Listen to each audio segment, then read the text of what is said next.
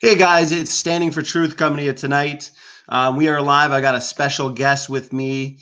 His name is Science Enthusiast. He's got his own channel.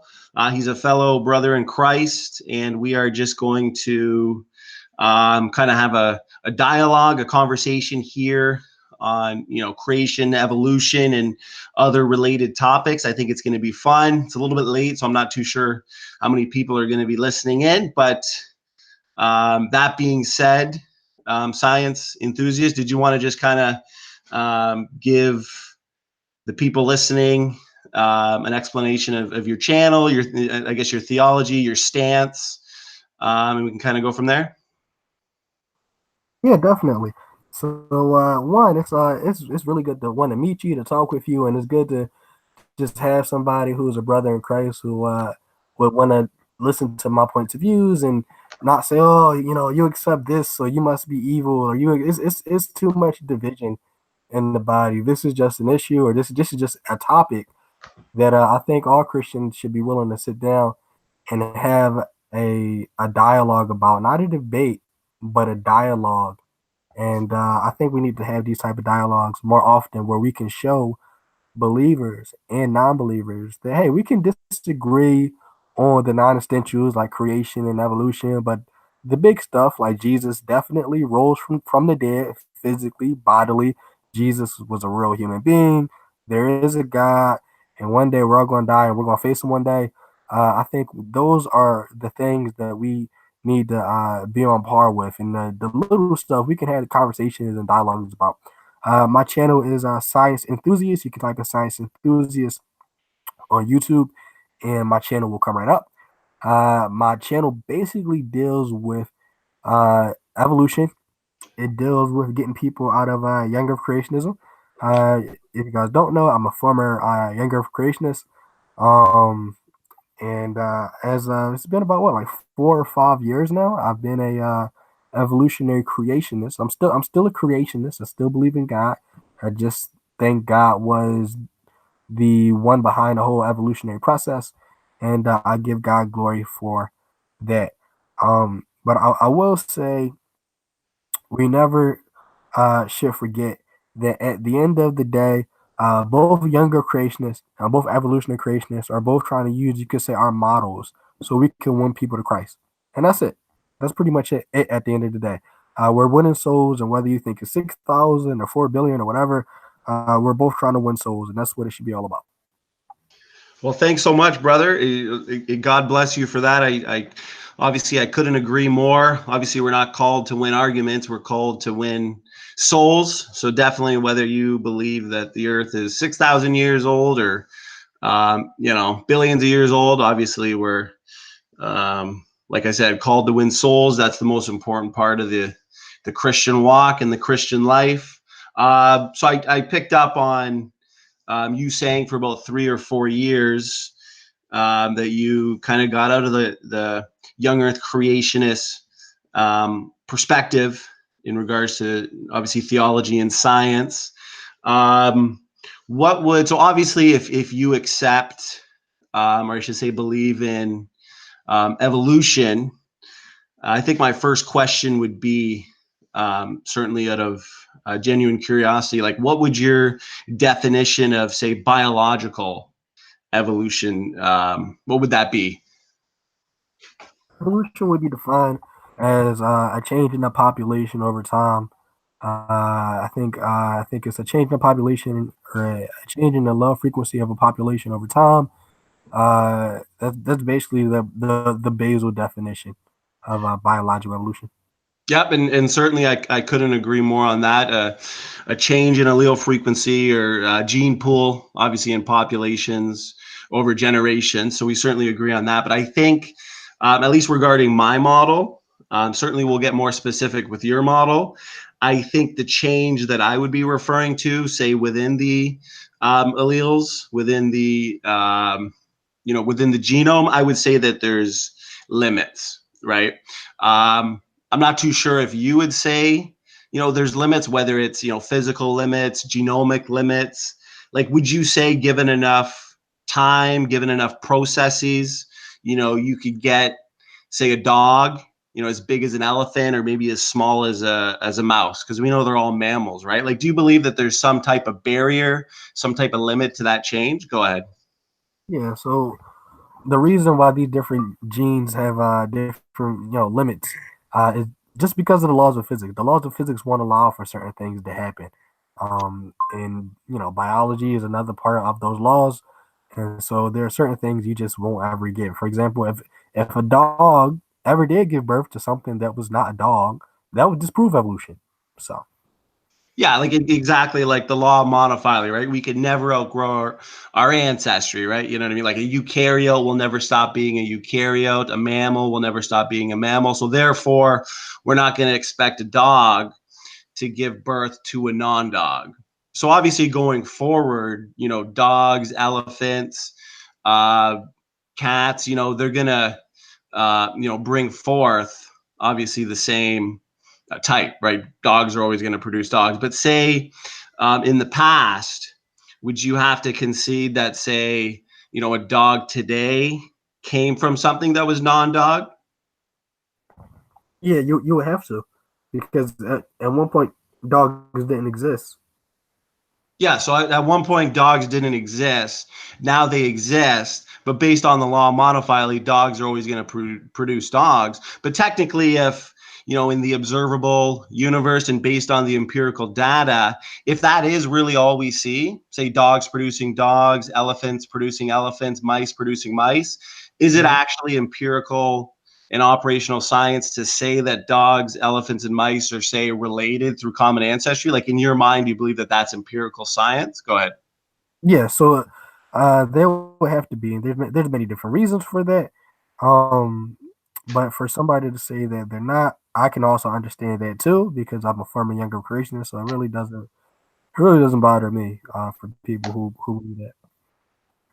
I think my um, biggest reason, I would say one of the strongest evidence for the young Earth creation view. And I'm not too sure if you're familiar with it. I imagine since you are a former young Earth creation, you are. But I'd have to say that it's genetic entropy, right? Like on a biological level, that accumulation of, say, those near neutral and very much deleterious mutations over time. Because we know that neutral mutations, they're obviously not recognized. They're kind of invisible to natural selection, because neutral mutations are obviously neither beneficial nor, harmful. So if those are building up, in our genome and we are slowly degrading over time, to me, that sounds consistent with, say, the biblical fall. But it seems to me that it's inconsistent with, say, pond scum to people, bacteria to biologists, evolution. Like, how do you feel about that, science enthusiast?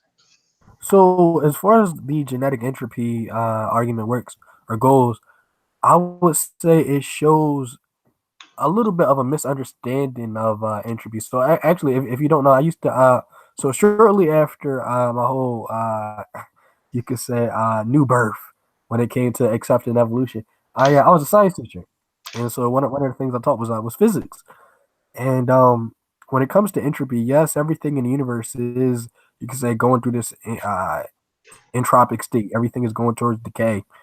But with the Earth and planets that are close to it, close to the sun is feeding energy into the Earth. That's why we have things like photosynthesis and plants growing and stuff like that.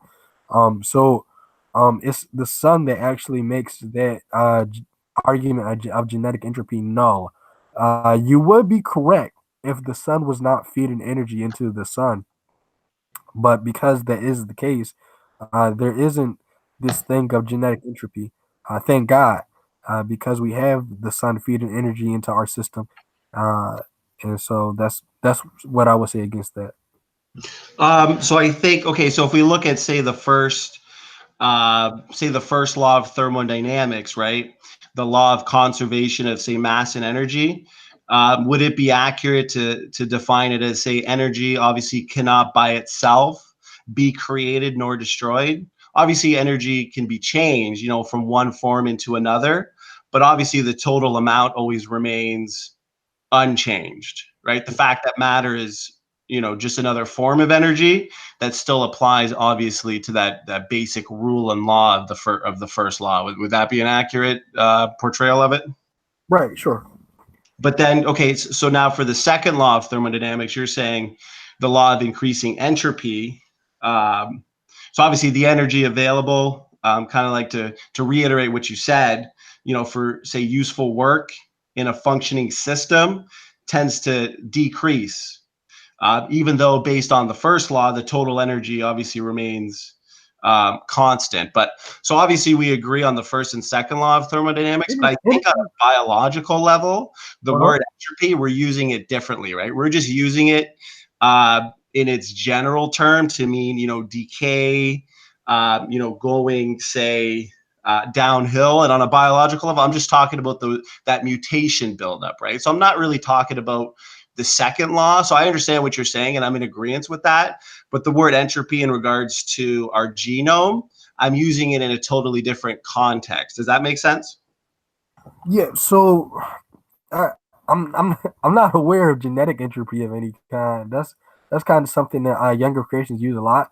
But like I said, so because the sun is feeding into the system, because the sun is feeding into the earth, you don't have this thing where our genome is decaying over time and et cetera, et cetera. You would be right if the sun wasn't, if the sun weren't feeding us energy, but that is the case. Well, Um, and I understand what you're saying. I think, when it comes to the entropy that we're talking about in regards to closed system versus open system, the sun's energy, making its way into the earth, that's totally different, because instead of using the word entropy, I can certainly use the word genome degradation, because what I'm referring to is those near neutral mutations. Say, because we know that 100 to 300 mutations per person per generation, they are unselectable, right? Because they're neutral. Now, if natural selection can't say select these out, if natural selection can't remove these, much like a single rust molecule is invisible, say to a car inspector, the rust will slowly, invade the car and deteriorate the car over time, just like these near neutral mutations, the accumulation of them will degrade the genome over time. So sure, I'm using the word entropy, but I can certainly use the word degradation. Like if those neutral mutations aren't recognized by natural selection and selection can't remove them, how is this, genome degradation problem going to be stopped? Go ahead, science enthusiast. yeah. So it's not a thing where I would say our genomes are degrading because of mutations. So mutations actually are not a bad thing. So when you think about things like different insects, how different insects are more geared towards their environment than others. Some insects or animals are different colors and different shades of green and blue and etc. It's the randomness in in that mutation or in those mutations that allow for those things to happen. So it's not a bad thing. For example, like how we have different skin colors and how we have different like I just said different colors. They those things are only allowable if we even have mutations to begin with. So mutations aren't a bad thing. Mutation just means random, and when I say random, I don't mean it in the sense where it doesn't have any purpose. That's not how scientists use it. When I say random, I mean uh, unpredictable. So these are unpredictable mutations. They can't be predicted. They're highly unpredictable, and these mutations allow for random things, or they allow for different Okay. things to happen. And I understand what you're saying, and I'd be in agreement with that. I think if I could put it and explain it better, and kind of just to reiterate a lot of what you said. Obviously, we agree that when living things reproduce, they're making a copy of their obviously DNA and they're passing it on to their offspring, right? But obviously, these mutations, which I would just say are typographical errors, they're mistakes when they occur. Uh, I would say that if it's, say, a neutral mutation, which isn't actually recognized by natural selection, that means they're going to build up in the genome. So on a personal level, it's going to build up in our genomes, but on a population level as well. So based on, say, that downward spiral, eventually, based on that accumulation of unselectable mutations, it's going to be unstoppable, because obviously natural selection, it can't choose between, say, fit and less fit, because if we're all technically mutant, some may be more mutant than others. That means the population is going to descend into, say, sickness and eventually extinction. So I'm just wondering, because I agree with what you're saying about random mutations, changes, but I'm just saying, if these neutral mutations cannot be selected for or against, and they're slowly building up in the genome, much like rust builds up on a car, because a single piece of rust doesn't affect the fitness of a car. Just like a single neutral mutation, say a point mutation on one nucleotide, it's not going to affect the fitness of the car, but it's the spread of them over time. That's what degrades the genome, much like the rust degrades the car. And I think that's consistent with the biblical model. I guess my question would be, how is natural selection going to stop this problem if we're all accumulating 100 to 300 new mutations every generation? Go ahead.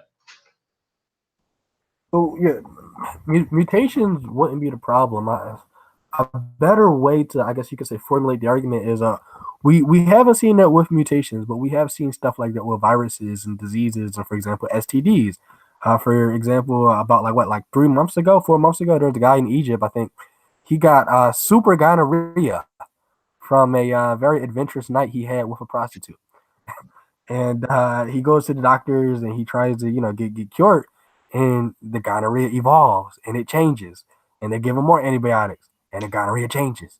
And so we don't see that with mutations, but we do see that with viruses and different diseases. So if you were to argue that, you would actually be correct. Nobody's denying that. But as far as mutations, uh, I don't think that's how it works.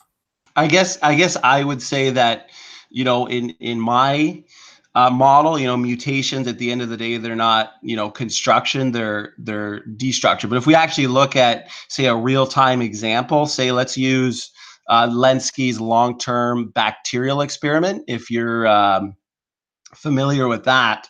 So we know that a very trivial adaptation happened, because what it was optimal growth on a given medium, right? But Lenski's bacteria, what they actually did was they shrank in genome size. So in other words, the functional genome, it actually decreased.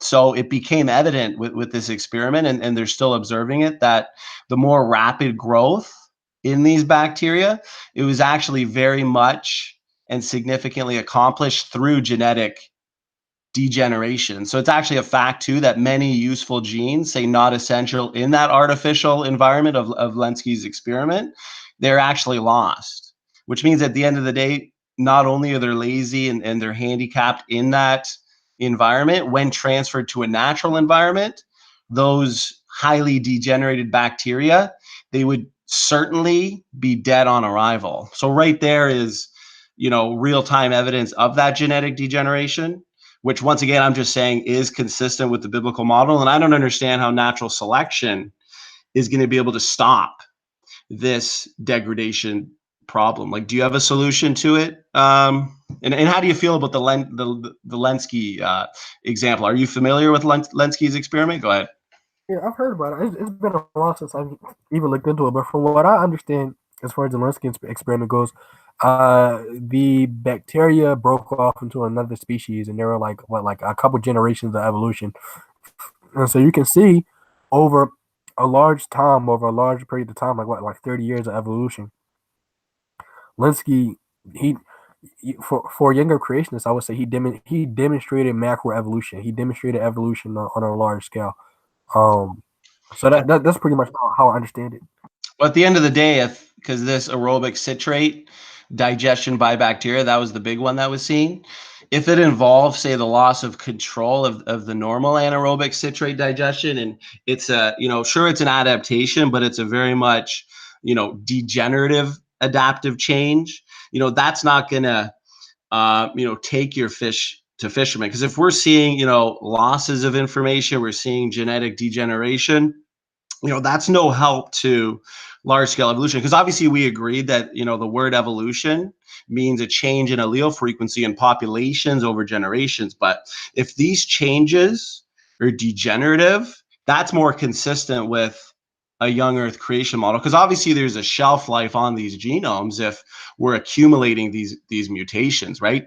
I mean, do you understand that a neutral mutation is neither is not selected for or against? I've never heard of a neutral mutation, but yeah, define it for me. So a neutral mutation is it's neither beneficial nor harmful. Okay, so it's slightly Right. deleterious on a genomic level, right? Like if you have a point mutation on, say, just one single nucleotide, sure, it's not going to be noticeable, on a phenotypic level, but on a genotypic level, it is slightly deleterious because you're still messing with the message. So natural selection acts on the phenotype, not the genotype. Therefore, it's not going to recognize that mutation. So over time, these mutations, because we actually accumulate 100 to 300 and pass that on to, as long as it's in the reproductive line, we pass that on to the next generation. So as generations go on, they build up, much like rust builds up on a car, and we slowly degenerate. So if you take that back to a point of least genetic entropy, that'd be a point of creation. But that would have to go back 6,000 years ago, because based on what we know about the accumulative damage, it can't go back, say, 200,000 years ago, millions of years ago. It's just not possible. Does that make sense? I hear what you're saying, but as far as evolution goes, remember I'm more of a physicist than a biologist. As far as evolution goes, evolution as I know, it doesn't teach this thing of like degradation. I do know in evolution there are trade offs. Like for example, some dinosaurs they traded, what was it? They traded I think it was they traded walking for flight. And for example, Homo sapiens, they traded strength for intelligence. So, for example, uh, some people say, "Oh, humans lost their strength. Humans could have been bigger and stronger, and etc." But it was a trade off Are because you humans got saying that they're smarter. trading off like one? So is this like a mutation that's beneficial, trading off for like what's the trade off exactly? Yeah. So with humans, it would be our loss of muscle mass for brain capacity. Okay, so, but Um, obviously there's going to have to be some. So I think it comes down to like with what I'm saying in regards to genetic entropy. If you don't understand it, too much, or you're not too familiar with it, I would certainly uh, recommend looking into it, because I think it's very strong evidence for the young Earth creation model. But I think the bottom line in regards to it, uh, is that selection that we're talking about. It's going to remove only the worst deleterious mutations, but it's going to amplify only the best beneficial mutations, right? So what that means, and this is the most important part, that means that the accumulating damage is actually largely invisible, right? Like rust on a car, like I was saying, while adaptations tend to be highly invisible. Let's say antibiotic resistance, for example, right? So that means if you, say, presented us with 1,000 examples of, say, adaptation through beneficial point mutation, you still have to address the key issue, which would be a net loss versus a net gain. Because I'm sure we can agree that adaptation, obviously, it explains the fine tuning to an environment, but it's not going to explain, that large scale bacteria to biologist type evolution, because that's going to require massive amounts of novel and meaningful information into the genome, right? But if we see degradation, it's just not possible. And that's certainly consistent with biblical creation. How do you feel about that? yeah. I I don't think that's how it works, but sure. Well, You if, got if any, if you think well, about it, because if we agree that neutral mutations are not recognized by natural selection, I mean, they are going to build up. I mean, you obviously have to have an explanation for how natural selection is going to remove them, because just like rust on a car slowly builds up over time, and sure, one single rust molecule is not going to affect the fitness of the car. Over time, it will degrade the whole car, just like these near neutral mutations. And that's the whole point of calling them neutral, is because natural selection won't act upon them, right? Like, for example, I should ask you, do you agree that natural selection acts on the phenotype versus the genotype?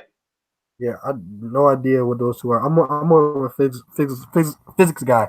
Um, But I will say so as far as that goes, and if you don't mind, I would like to move to a different topic because it's just kind of going in circles now. But I will say from what I do know, as far as the whole loss of information and stuff like that, the only thing I could I'm trying to understand what you're saying, but the only thing I guess I could kind of relate it to Yeah. is like allopatric speciation or something like that, where you have Yeah. two species, and let's say there's a chasm or something where the two species can't get back together. Over time, they'll get so genetically different that by the time they come back together, they're now two different species. And that isn't necessarily a thing where, oh, like this species is going to die out or something like that. Uh, it, it's just how different species are formed, and that's how you get like different ring species and stuff Well, like that.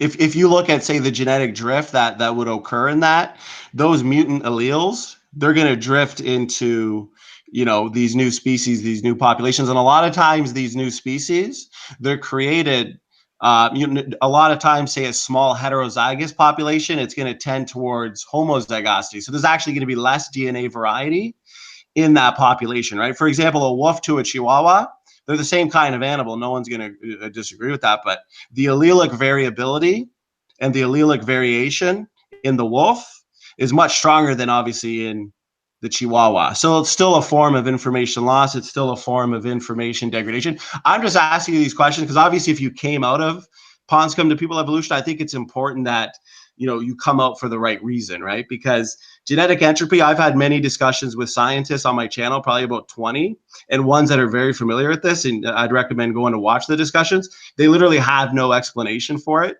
And Dr. John Sanford has done many different models in regards to these accumulation of near neutral mutations, and it really does put a shelf life on the genome. And like I said, if you look at Lenski's experiment, these bacteria, they become lazy, they become degenerate. I mean, this is consistent with the young Earth creation model of decay, degeneration, right? I mean, go So ahead. would you say this the whole it seems to me the genetic entropy argument comes from the interpretation of like Genesis 3 and God told Adam and Eve they're going to die and blah blah blah. It seems more like a religious motive than a scientific one to me. Well, I mean, it's being seen in the lab. Actually, evolutionary population geneticist, for example, Alexei Kondrashov is his name. He actually said, based on these near neutral mutations, he's not a Christian by any means. He said, "Why are we not extinct 100 times over?" So he recognizes this problem. It's kind of a trade secret among population geneticists, but Dr. John Sanford, he came out of being an evolutionist. He's still a population geneticist, but he took that trade secret about genetic entropy and this accumulation of near neutral mutations, and he's kind of exposed it, obviously for what it was. And he's actually, talked about many of the world's most prominent population geneticists, and they all agree that man is degrading. But the thing is, they have to hold to that primary axiom. They have to hold to that evolutionary worldview. So obviously, there has to be a solution out there somewhere. But for someone like me, I sit back and I think, wow, what we observe empirically, it's actually consistent with the biblical model and the biblical fall, right? I mean, you can Google neutral mutation. You'll see that, natural selection, it won't recognize it. They will build up in the population. Like, I should ask you, from an evolutionary perspective, since you were talking about allopatric speciation and speciation in general, would you say that the ultimate cause of genetic change is mutation? That can be one, and there are like 3 or 4 other factors that lead into it. What would you say the other like factors? Like, for example, the DNA say the millions, I should say the tens of millions of DNA differences, nuclear DNA differences, mitochondrial DNA differences, say across species that we observe. Would you say that those are all based on mutation? I honestly don't know. I'm more of a physics guy. Um, Well, I guess my question would be, how come you decided to give up on, the biblical model if none of this seems to be coming to you as something you've heard or understand? Because, to believe in a model of death and such as evolution, I should say bacterial biologist evolution, I don't think God would, certainly work that way through his creation. I mean, we can agree to disagree, but the empirical evidence certainly suggests that, there is degradation going on in the genome. There's also decay going on in the universe.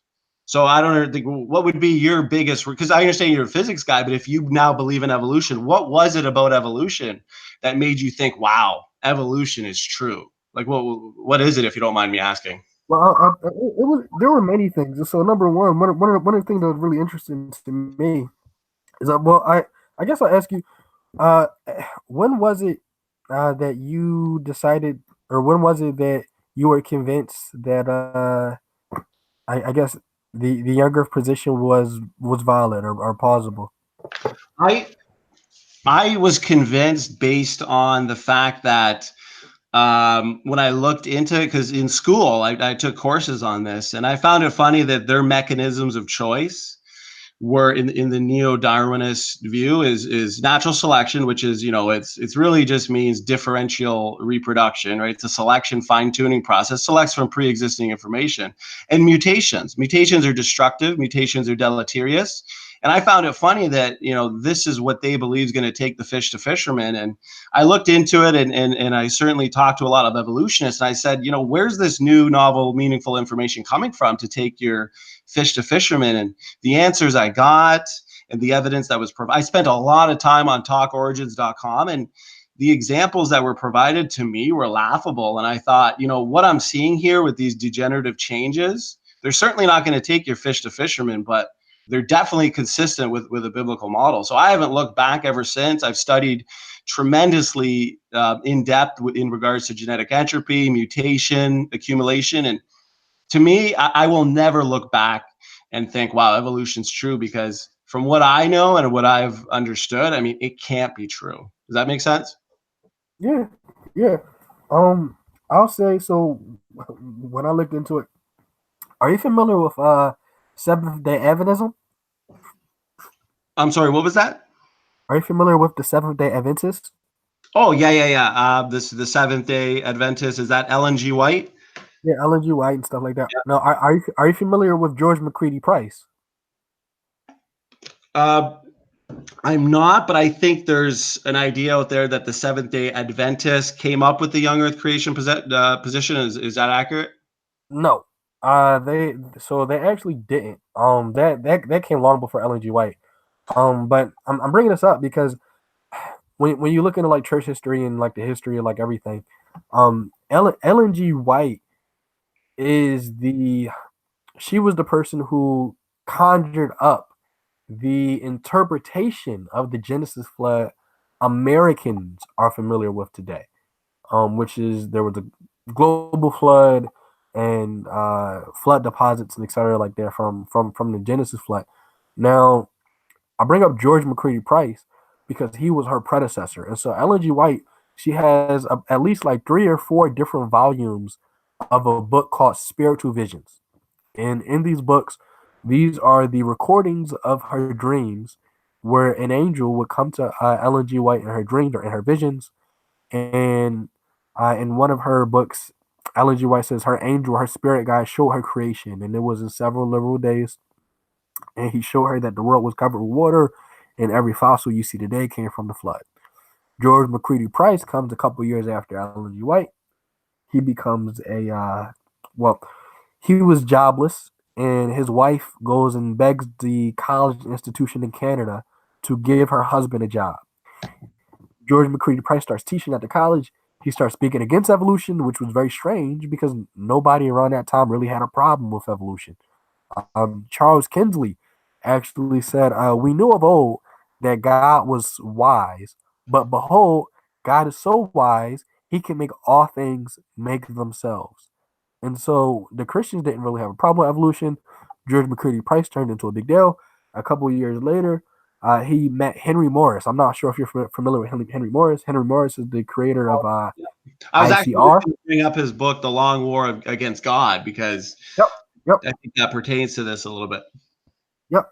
And so they meet up, and I think it was like in what 1945 or something like that. They make a book called The Genesis Flood, and that is when Ellen G. White's interpretation of the flood got very, very famous. But before that, Order of creationism was really popular, and the flood was more like a local flood. So I bring that up to say it was really compelling to me to see the change in how younger creationism first was only associated with Seventh Day Adventism. Only Seventh Day Adventists really held to that belief, and now it's really like all out a really big view. And a lot of people say, "Oh, well, I get this view from the Bible," which isn't necessarily true. They get it from George McCready Price. And most people who hold this view don't even know who he is. And so when I looked into that, I said, yeah, maybe this interpretation wasn't the original interpretation of the flood. Let me see. And that goes into a whole nother song and dance. If you want to go down that path, we can. But I'll say most of what many Christians believe about Genesis today uh, is very convoluted and mixed up. Well, I guess I'd rather stick to the science of it, and certainly what you're saying is interesting. I think if I look at, say, the biblical flood as portrayed into the Bible, what a big passage that sticks out. Obviously, I actually don't have my Bible in front of me, but a big one that sticks out. I'd like to hear your explanation of it. That I think obviously clearly points to a biblical flood would be Second Peter 3, which says that in the last days, there's going to be scoffers, walking after their own lust, denying two things, right? The creation, and I'd have to go look at the exact passage, but to me that indicates the flood, right? Yeah. Talking about how the earth that was, in and out of the water. So it sounds like in the last days, there's going to be two things that people reject and deny, which is the creation and the flood. And it seems like in that passage, it's describing a global flood. So how do you feel about that? So as far as I know, in Second Peter, there actually is another verse. I think I know what you're talking about, where it says it's talking about the mockers and scoffers, and it says the world at that time. Or it says the world the world of the ungodly. I want to Google it on my phone. Uh, Actually, I'm pulling it up right now. So then, because I think when it comes to like this type of, okay, so if I go here, actually, maybe we could take this passage by passage. So it says in verse 3, knowing this first, that there shall come in the last days scoffers, walking after their own lusts, and saying, where is the promise of his coming, right? Just like today, where is he? You keep saying the second coming of Christ, where is he? Is he coming? Blah, blah, blah. So it's certainly it's a strong prophecy of what we see and know today. And it says, for since the fathers fell asleep, all things continue as they were from the beginning of creation, indicating uniformitarianism, right? Which is a strong assumption based on what Charles Lyell wrote, Charles Darwin, and obviously that whole ripple effect. But then it says here, for this they willingly are ignorant of, that by the word of God the heavens were of old, and the earth standing out of the water and in the water. Now here's, because I've heard other people, like this one guy, Sentinel Apologetics or something, he said, oh, that's creation. Okay, you think that's creation. What about this? The next passage said, the next verse says, whereby the world that then was, being overflowed with water, perished. So that's indicating, obviously, the cataclysmic global flood. And that's talking about the entire world being overflowed with water, perished. And then it says, but the heavens and the earth, which are now by the same word, are kept in store, reserved unto fire against the day of judgment and perdition of ungodly men. So that's connecting. The global flood here is connecting to, obviously in Revelation, where Jesus comes down at the Battle of Armageddon, and it's destroyed by fire. So obviously the whole world's destroyed by fire. We know in the end times. So how could anybody say that the verse before, which is talking about the global flood and the world that then was overflowed with water, how can that be local? Because this is contrasting the end times judgment by fire versus the Genesis flood by water. How do you feel about that? yeah. So when you read Second Peter and it talks about the world of the ungodly or the world at that time, the actually you got to look at the Greek because Greek is actually it's a more precise language than English. They can use different words. Actually, 1 second before you go to the Greek, can you speak? So I really want to know Greek.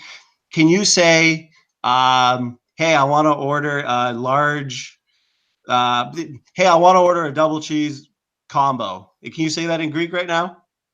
No, I cannot. Okay, well, then you can't speak Greek. I can't speak Greek. We have English in front of us because one thing that bothers me is when somebody says, let's go back to a foreign language that's not going to be any more interpretable than what we're looking at in English. Because as much as is confusing in English will be just as confusing in a foreign language, Greek, Hebrew. So you're telling me you can't speak a simple sentence in Greek? Why should we go back to the Greek? Can you explain that to me? Oh yeah, that's the language it was written in. Okay, but if you can't speak Greek That or doesn't matter. read Greek, but you want to go back to the Greek, you're just going to go back to what some commentator wrote about what the Greek says. But at the end of the day, you can't speak Greek and I can't speak Greek. So why don't we look at the English in front of us? And why don't you explain to me what the world that then was being overflowed with water perished? Yeah, How do well, you explain it in that's the just English? yeah that's not how you do it with an ancient text. That's just not how you do it. You just admitted you don't understand Greek, you can't speak Greek. So why are we You going don't back need to to. the Greek? You can go to different scholars who do know. Okay, you just said you can't, or you're going to go back to some scholar. There's so much conflict in regards to what the English says, and you can go back to a bunch of different scholars about what the English says, but you want to go back to the Greek about what a bunch of different scholars are talking about the Greek and even more confusing in foreign language. I mean, if you have to go back to the Greek, that's a sure sign that it's probably related to a false doctrine. Have you ever heard that before? That's the biblical 101, right? The only people who I know who do say that are younger creationists, and honestly, it was in doing this research where I had to go to different scholars and go to different languages. It was a lot of work I had to do, where I had to come out of younger creationists. Okay, I okay, can you say the word hello in Greek? What was the word hello? I couldn't tell you. So why are we But going but back to the Greek, bro? Come on, man. This is silly. Explain it yeah, to me in English. It says I also don't need to. But that's 99% of the time that if we get James White in here, he might be able to, to teach me some Greek. But 99% of the times that I've talked about passages with somebody where the English is clear and they said, hey, we got to go back to the Greek or Hebrew. 99% of the time I ask them, oh, can you speak to me a sentence in Greek? Guess what? They never can. So I don't understand why we're going back to the Greek if you don't even understand the Greek. that's how you look at an ancient text. You do that with any ancient text, not just the Bible. And you don't cherry pick because it is the Bible. Okay, so can you just explain it to me in English since we both have an English Bible here and we both have an English text here? The What does Bible it mean when it says, it's actually null and void to talk about the English. You actually need to go back to the original language. You have to. well, we got to go back to the original language that you don't understand, that we don't even have. The earliest manuscripts are what? Came out in 300 AD. So if we just go by what the received text has given us through appropriate and sufficient translation, we have a beautiful text right here in front of us that's telling us that the world that then was being overflowed with water perished, and it's contrasting with the end of days destruction by fire, which was the whole world. I mean, this is, if you got Do to go you back to the Greek, that's do you think you're being a gatekeeper right now? so. What does the Greek say here? That if you want to explain it. So in the Greek, when it talks about the world of the ungodly, there's two different ways to say world. So when you read John 3:16 is for God so loved the world, etc., it uses the word cosmos. In the text in Second Peter, it doesn't use the Greek word cosmos, meaning the entire world. It uses cosmos tote, the world of the ungodly. If Cosmos tote. mhm. Okay, so you're saying where it says whereby the world that then was being overflowed with water perished, you're saying that that word is cosmos tote. I think wherever it says the world of the ungodly. Well, I'm looking at whereby the world that then was being overflowed with water perished. This is the global flood part. I'm not sure where it says the world of do you have the verse up front in front of you? Because it's verse 6. It says that they are willingly ignorant of the global Second Peter flood and the creation. or something. Hold on, Second Peter. Trying to find it. I know it's in Second Peter. It's talking about the world of the ungodly. Um. Okay. Second Peter 2:5. I think I have it. I'm about to read it. It says, "If he did not spare the ancient world when he brought the flood on this ungodly people, but protected Noah." Or yeah, some verses say the world of the ungodly. This is like Second Peter chapter 2 verse 5. if he did not spare the ancient world when he brought the flood on this ungodly people, but preserved Noah. And what I'll do when we get done talking, I'll find it for you.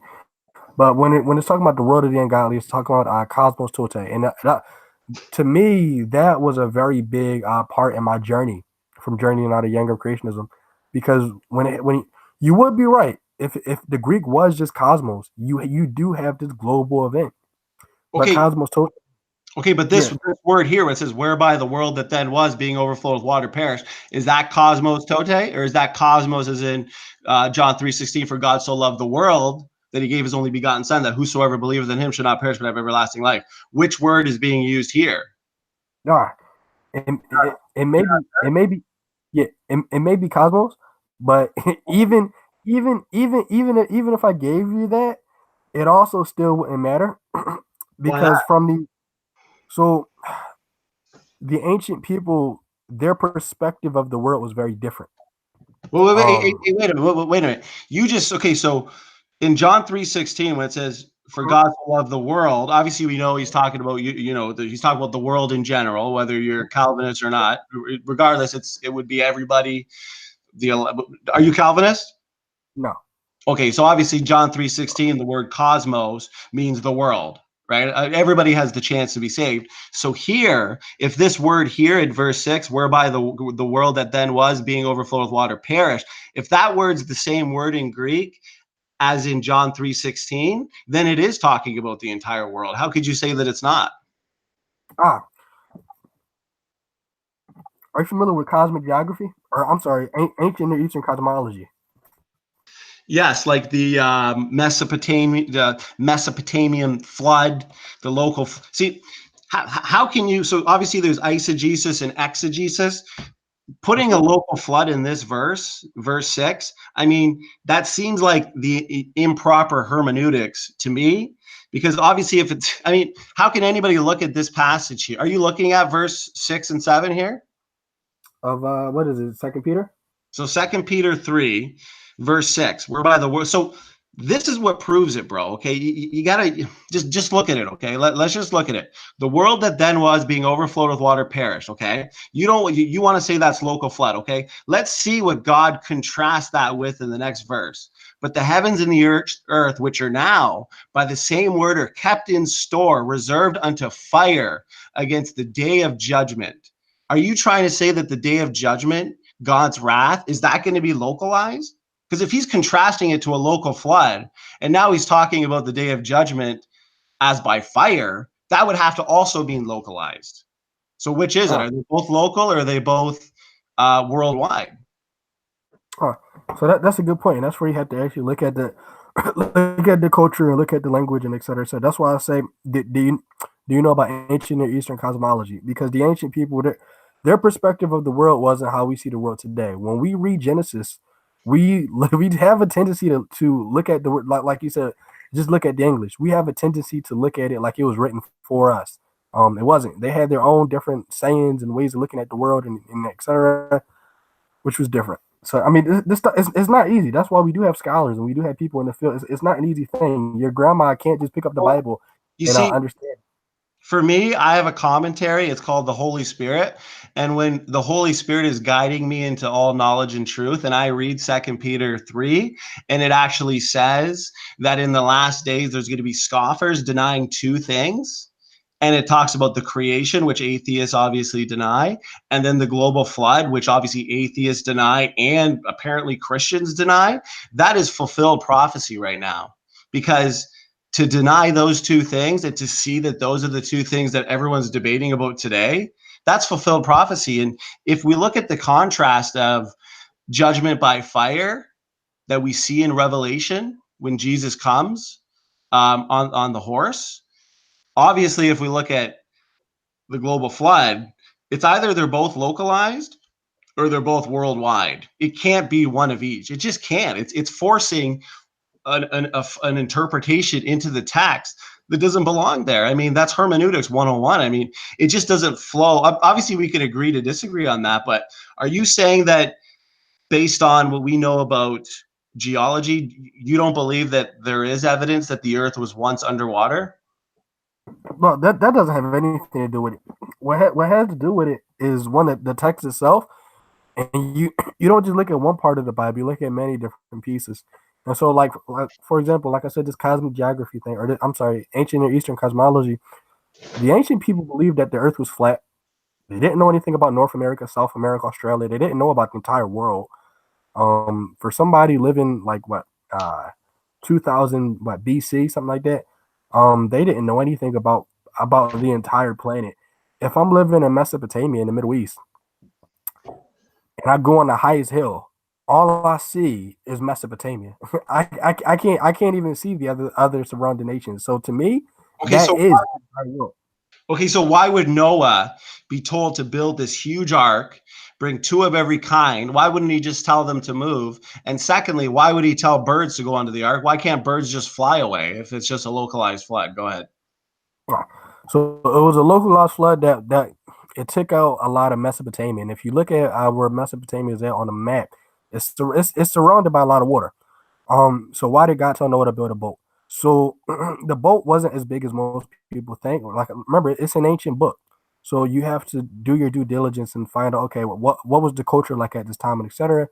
Our number metrics in America are very big portions. If you go to other places, people say, "Man, you Americans eat a lot." It's because our portions of food are bigger because our measurements are different. The measurements in the Bible are sexagesimal, which means they had a base 60 number system. Our number system in America is base 10. We got 10 fingers. But a base 60 number system in the Middle East, like what 4,000 years ago, those measurements would have been very small. So if you actually convert the numbers from the flood account, the measurements of the ark would have been the size of a small yacht, which actually makes sense because Noah, in his time, he would have been a Middle Eastern farmer. The animals on the ark would have been small barn animals. So when God said, "Hey, bring two every animal into the," there weren't two of every animal in the world. There were two of every barn animal or farm animal from the Middle East, and He brings the farm animals onto the boat. Okay, so your interpretation of the size of the ark that God instructed Noah to build is the size of a yacht. And you're saying Yep. that he only brought farm animals. Yep. So when he said two of every kind, and when he said that he's going to wipe off from the earth all of humanity and all flesh, you're Mm-hmm. trying to say that that's just talking about a few farm animals and a localized group of humans in this world of Mesopotamia. Is that what you're saying? Yep, and you can actually reference Second Peter in that, where he talks about the author talks about the world of the ungodly. So it was flood to just dissipate the wickedest of people in the Middle East. Are you talking about verse 7 where it says, reserved unto fire against the day of judgment and perdition of ungodly men? Are you throwing in the word world in there? There is a verse I can't find her. I can't remember. It says something about the world of the ungodly. I'll do some more digging. I'll try it. It might be on my laptop somewhere. I don't know. It's been a while since I looked at the stuff, And but that I'll find it. and that's respectable. Obviously, we can agree to disagree there, but I find it funny that anytime that I ask anybody who's not familiar with this local flood Hugh Ross style interpretation of Genesis and obviously of the whole Bible, because Second Peter 3 to me seems to be pretty evident that it's talking about global flood, but they always seem to say, "Oh yeah, of course this is talking about a global flood." Like it seems like something that you have to go to some type of scholar or leader and learn, but it's not something that you can actually read on your own and come to the conclusion of. So usually that's not a good sign. Isn't that usually a sign of, say, a cult when you have to learn that from somebody else, what's not actually clear in the biblical text? Go ahead. I would say no. Um, for example, if I were to show you like beta sigma mathematics or something like that, you wouldn't know what it is. You had to go to somebody who knows, like a mathematician. In the same way, when you look at the Bible, it's an ancient book. So any other ancient book, you would need to bring to a scholar. So why not bring the Bible to a scholar, and they can sit down and say, okay, this is what this is talking about, etc. I don't think it's a bad thing. And that's fine. We can agree to disagree. But if we actually look at the science aspect, so let's say we look at the Bible and you conclude a local flood and I conclude a global flood. Well, let's say we look at the empirical data, okay? But what do we see? We see that there are marine fossils on mountains and in landlocked areas, obviously, that are all far from the sea. We see some sedimentary rock layers that extend over entire continents or even farther. And we also see that the deposition of those layers, they had to have been catastrophic, or else obviously there would not have been much fossilization, because fossilization takes rapid burial. Now, we also see different fossils. And just to name a few, we see fossils of animals giving birth, fish being eaten. I mean, what does this suggest? Sudden and rapid burial. But to actually look at a present day example on how this could have happened and how this could be explained, if we look at the eruption, and you might have heard this being a young Earth creation, if we look at the eruption at Mount St. Helens, that actually demonstrated that sedimentary layers, hundreds of feet thick, could be laid down in hours to days. We also know that canyons can be formed rapidly, and multiple fossilized forests can form as the result of one single volcanic eruption. We also seen through this eruption at Mount St. Helens how coal seams could be produced quickly. So obviously these observations we see, they are in accord with the flood of Noah covering the entire earth a few thousand years ago. So is that consistent with a global flood, or is that consistent with a local flood? And if you say a local flood, how do you explain all that phenomenon? Go ahead. Yeah. So, and this is the lesson I think, because I got to go to bed. But as far as that goes, I'm not really even up and up on on the geology of it. My field is more like astrophysics, physics. Um, but what I will say is, uh, I couldn't tell you that. I don't know. It's been a while since I looked into this stuff. But from what I do know about the biblical text is that ancient people thought differently than we do, and they had in their mind they had. You ever heard of the term pre-scientific notions and ideas and stuff like that? Oh yeah, Um, absolutely. yeah. So I think that's where people ought to look first, because what you believe about the Bible will shape your view on the world. And I would say the science is probably that's somewhere you probably shouldn't go first. Looking at like ancient Near Eastern cosmology, ancient Near Eastern cosmic geography, stuff like that. You definitely want to get a feel for the text in its proper view. So that's what I would say. And that's understandable. I think just from our conversation here, because I was always curious. I'm like, okay, he had a discussion with Steve McRae, and I want to have a discussion with Steve McRae, but he hasn't. I'm not saying he doesn't want to, but I certainly want to have a discussion about the science aspect of evolution. So I seen that you came out of young Earth creation. I wonder why, because all the evidence points to young Earth creation and points to Ponscom to people evolution being a fraud. But from Well, what I've I'll tell discovered you here in what. this, As response, far I'm almost done. And just seeing from this discussion, obviously, you keep going back to I don't understand this stuff. I understand physics. So you gave up on young Earth creation, but at the same time, you don't even understand the arguments or realize the arguments against such evolution. And I just gave you all this evidence for a global flood, and then you just brush it off like it's nothing, and you go back to your Hebrew and Greek interpretation. So it's quite evident to me that it wasn't evidence based why you left young Earth creation. It might have been that you just wanted to fit in, which you thought was science. no. That's not it. No, I'll tell you what too. Something that was very compelling to me, because I'm an astrophysics guy. Um, the Young Earth model has a really bad like starlight problem. I'm not sure if you know like the physics behind that, but if you guys can make a model where you could demonstrate that the Earth is 6,000 years old using astronomy, you guys could change the world. Um, and I'll just leave it at that. Well, I don't want to leave that open ended.